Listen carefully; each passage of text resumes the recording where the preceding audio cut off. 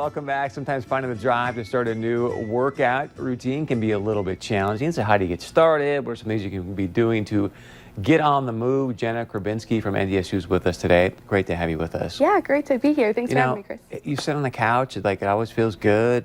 Games are on. Yep. How do you get yourself off the couch? Sure. Well, there's a lot of different ways to get motivated. Everyone's a little bit different. There's extrinsic, intrinsic motivation. So it's going to be a little different for everyone. But the number one most important thing is to just get started. Start small. Whether that's 10 minutes of walking a day or 15 minutes of doing a couple body weight moves in your living room or going to the gym for an hour, whatever it is that's going to get you moving and active is the best way to just get started. Start small. So many people are busy these days, so I think they're going like, hey, how can I get the best results with the least amount of input? Any suggestions on that? Or? Yeah, there's a lot of different ways to go about it. One of the most popular things these days is called HIIT, high intensity interval training. So not for everybody, and that's not where you need to start, of course. It's a little high intensity, as the name implies, but that is a really good way to get an efficient workout in. You can do 15, 20 minutes of these high intensity intervals and be done with your workout and move on with your day. So we'll get to that in a moment, because I think one of the worst things that people that I've seen, that I've done in the past at least, is like you don't work out for a while and you're like, okay, I need to get back on it. And then you go run 10 miles and then you get up the next day and you're like, I'm never doing that again. So what are your suggestions to kind of go, okay, I'm getting some results, but I'm not so sore I can't get up the next day? Yeah, definitely. So like I said the first time, just starting small is really important, no matter where you're at in your fitness journey, whether you've fallen off the wagon for a few weeks, months, years, or it's the first time you've ever worked out. Whatever it is, I always suggest starting small. So getting up and walking for 10 minutes a day, that's considered activity as well, of course. So just starting really small like that and working your way up from there, and just kind of assessing your fitness level and assessing where you're at throughout your progress. And that brings me back to the HIIT thing. So when would you say, okay, this is probably when you're ready to do these, what do you call them again, high intensity? Intervals, yep.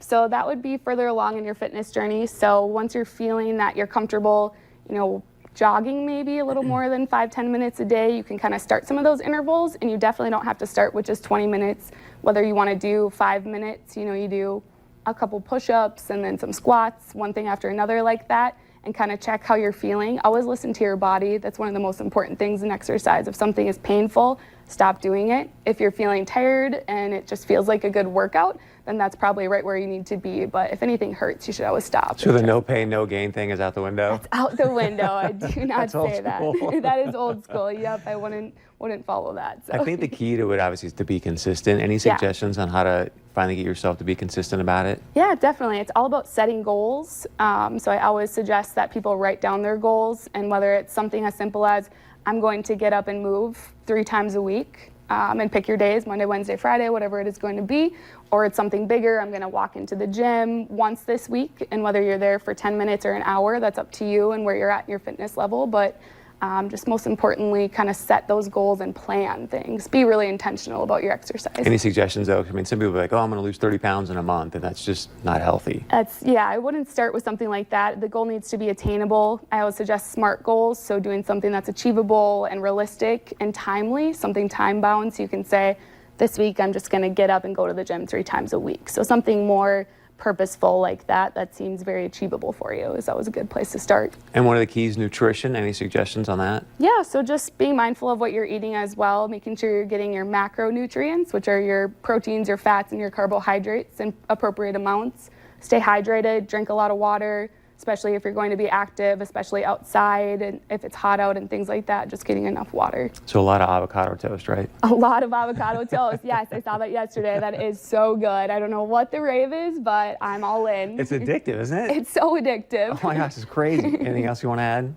No, I mean, just getting started is the most important thing, so just make sure that you are intentional about finding an exercise routine that works for you. It looks different for everybody, so there's not a one-size-fits-all. That's one of my favorite things about fitness and wellness. The definition of wellness is actually being in a state of health, especially as an actively pursued goal.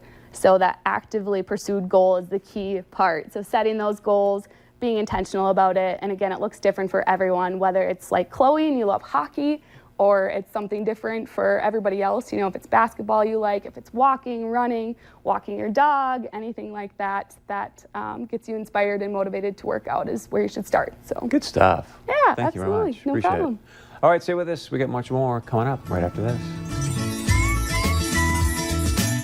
Shop